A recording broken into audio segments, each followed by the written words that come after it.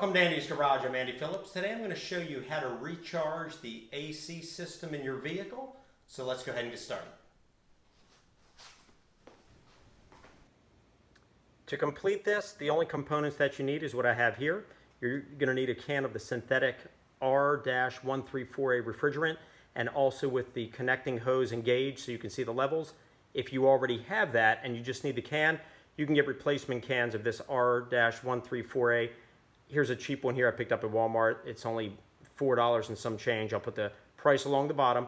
If you do need the whole kit here, I believe this was around 30 or 40 bucks. I'll put the price along the bottom. I picked this up at AutoZone, but you can get these at different car parts stores. You can get them at Walmart as well. Last but not least, you're also going to need some safety glasses because even though it is a low pressure that can still come flying off, you want to make sure your eyes are protected. So once you have all these pieces here, we're ready to get started. Now it's critical that you identify the correct port that you're connecting to when you're going to recharge. You have two ports. You have a low side port and a high side port. Your low side port is located off of the lines coming off of the accumulator going to the compressor. That's a 13 millimeter port. I'll get a close-up of that. On this particular vehicle, this is your low side or low pressure port right here. A lot of times it'll have a cap on it. Just unscrew that. And there's your valve right there, which is where we're going to connect to. On some vehicles, you may have to trace the lines, and as you work your way around here, you'll see that right there. That is your low pressure port. As opposed to the high side port, which is located towards the front of the vehicle near the radiator, which has a 16 millimeter port, and I'll get a close-up of that. Here's your high side port right here, which is the larger valve. We unscrew this. This one's bigger, as you can see there. You won't even be able to connect onto that, but just for the sake of knowledge, and that's towards the front of the vehicle here, right near the radiator. And as you work your way further here towards the front, you'll notice all the way down there that's your high pressure one down there. So on a vehicle like this one, then this is what you would be removing right here. And then that's your port right there where we'll connect in to add the refrigerant. Now that we've identified those, it's the low side port is the one that we're going to be connecting to when we add the charging to recharge the system. So that is the valve that we're connecting to, and pretty soon we're going to grab the actual connector and the gauge. That'll only connect to the 13 millimeter anyway. So even if you do accidentally connect to the high side, it's not going to connect to that because that's too big of a valve. So I'm going to go ahead and we're going to get that, and I'll show you how that needs to connect, and then we'll get started. If you're starting off with a new can that you purchased like I am here, you have this safety tab. You're going to want to unscrew this first so we can get rid of that tab. Screw that off. Because once you get this off, then we'll remove this, unscrew it, and then here's your port right there. And that little point needs to go through and break that. So then we're going to go ahead and screw this on. So we can puncture that, and you'll hear it connect.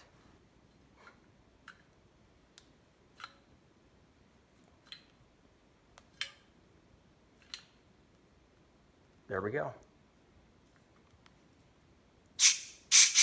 Good. Before you start, it's very important that you read the instructions on the back of the refrigerant can.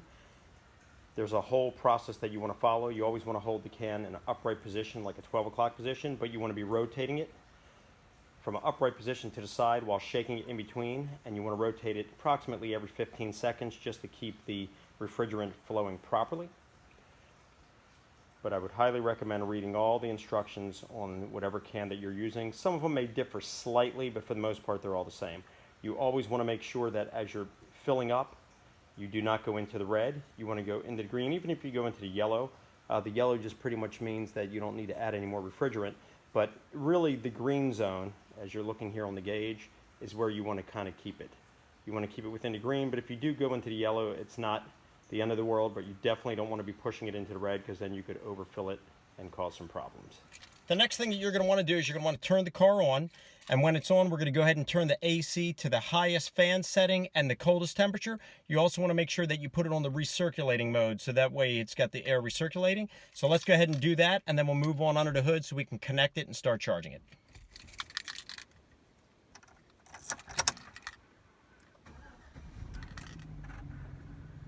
So we're going to turn this maximum temperature and maximum fan speed. For recirculating, we're going to make sure that we push this one here. There we go. You can hear it blowing through.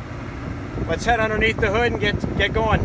If you're dealing with a car that's been sitting a while, as is the case with this particular one here that I'm also working on, sometimes it's good to turn on the AC on the maximum strength, maximum coldness, make sure that it's on the recirculating mode, and just let it run a few minutes before you do anything, just to kind of let the system kind of get acclimated. So that's what we're going to do here on this particular one.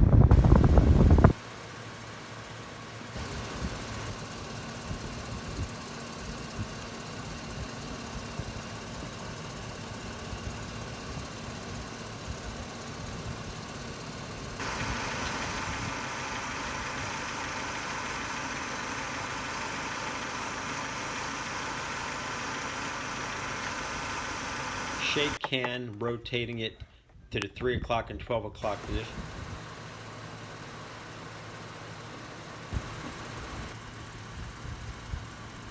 Gauge is showing that we are right at the maximum of the green, even into the yellow, so we'll go ahead and disconnect that now and try out and see what the temperature's at.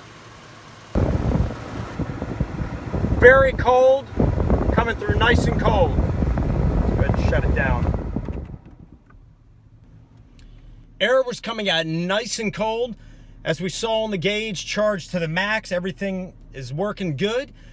We went ahead and we removed that from the low pressure valve. I'm gonna go ahead and shut the car down. We're gonna go ahead and put the cap back on that valve, close everything up, and that'll wrap this up.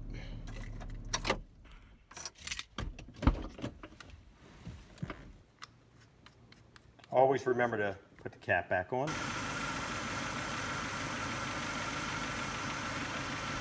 With this particular vehicle, you can see the refrigerant is completely low. It's not going around to the green. We're going to go ahead and shake it real good and fill it up as much as we can so we can get this thing completely charged. So we'll hold this down for a while shaking it and also rotating it every 15 seconds to the 3 o'clock and 12 o'clock position. And go ahead and shake that.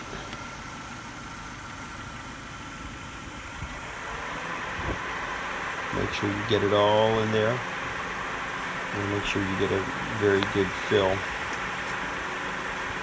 Shaking it there, and let's check the gauge. Okay, and you can see the gauge is behaving erratic, going up and down, which is a very good indication that the refrigerant is extremely low when it behaves like that, which lets us know that we need to really fill this up all the way. It's got a lot to go.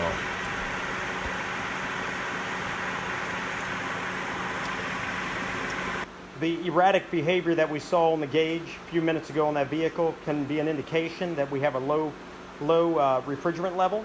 I was actually using up the remnants of a can that I had used prior on a different vehicle, so we went ahead and added this additional can on here so we can go ahead and top it off and see if we can't correct the issue. Let's head over there.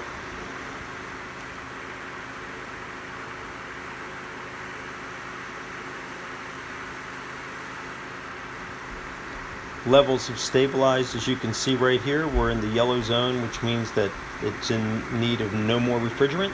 So it looks like we're good to go. We were able to top it off. Air is blowing out nice and cold. And you can see here we have the setting on maximum AC. We have it on maximum blowing, and it's coming out ice cold. Way better than how it was before. Next, just remove the hose from the low pressure port, and then don't forget to go ahead and screw the cap back on when you're done. Alright, well that pretty much wraps up this video on how to recharge your AC system if it's not blowing nice and cold.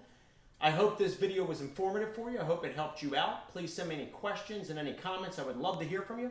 As always, I appreciate all of the support. Please like the video and subscribe to the channel, and I'll see you next time.